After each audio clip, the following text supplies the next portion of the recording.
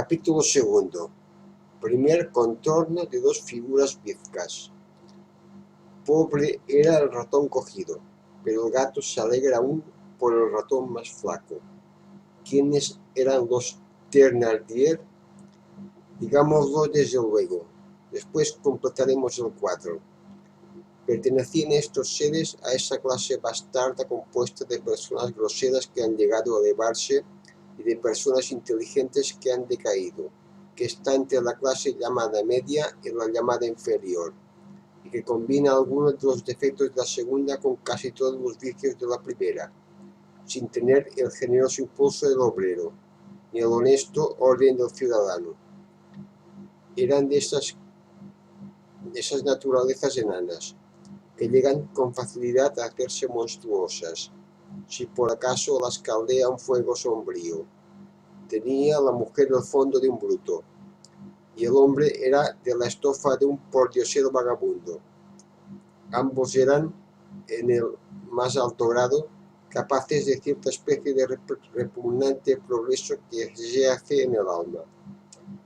Hay almas que, como el cangrejo, retroceden continuamente hacia las tinieblas, que retrogradan más que adelantan en la vida, empleando su experiencia en aumentar su deformidad, empeorándose sin cesar, e impregnándose más y más de un tizne creciente. Aquel hombre y aquella mujer eran de esa clase de almas. Particularmente Thénardier era repugnante para el fisonomista. A ciertos hombres no hay más que mirarlos para desconfiar de ellos, porque se los ve tenebrosos por sus dos lados. Son inquietos por detrás y amenazadores por delante. Hay algo en ellos de lo desconocido, sin que se pueda responder de lo que han hecho ni lo que podrán hacer. Denúnciales la sombra que tienen en su mirada.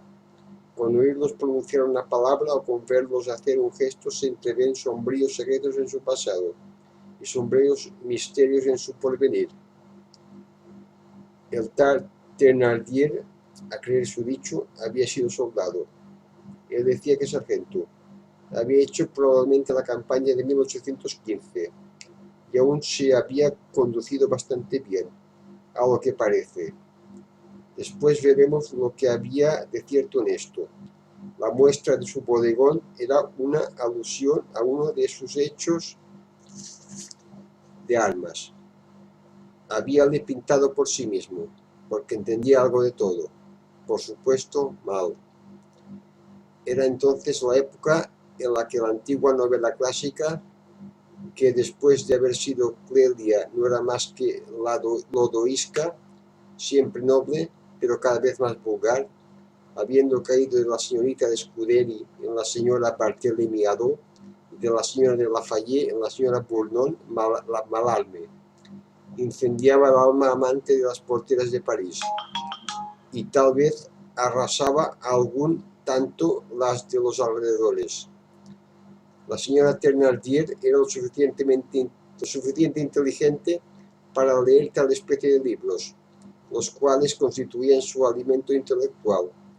Con ellos ahogaba el poco seso que tenía, habiendo adquirido mientras que fue jovencita y aún un poco después una especie de actitud pensativa respecto de su marido, pícaro de cierta profundidad, rufián letrado, menos en la gramática, grosero y fino a la vez, pero que en punto a sentimentalismo leía a Pigault Le Brun, y para todo lo que toca al sexo, como decía en su jerga, era alcaraván completo y sin mezcla.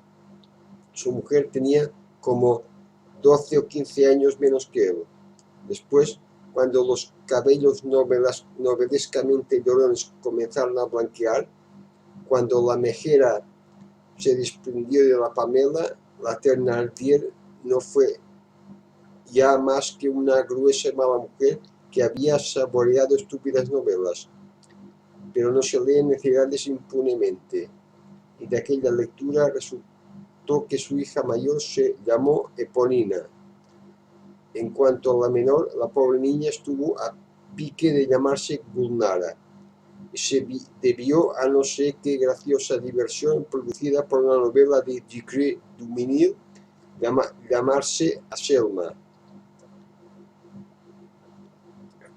Por lo demás, dicho sea de paso, no todo es ridículo y superficial en la curiosa época a que vamos aquí aludiendo, y que podría llamarse de la anarquía de los nombres de bautismo. Al lado del elemento novelesco que acabamos de indicar, se halla el síntoma social.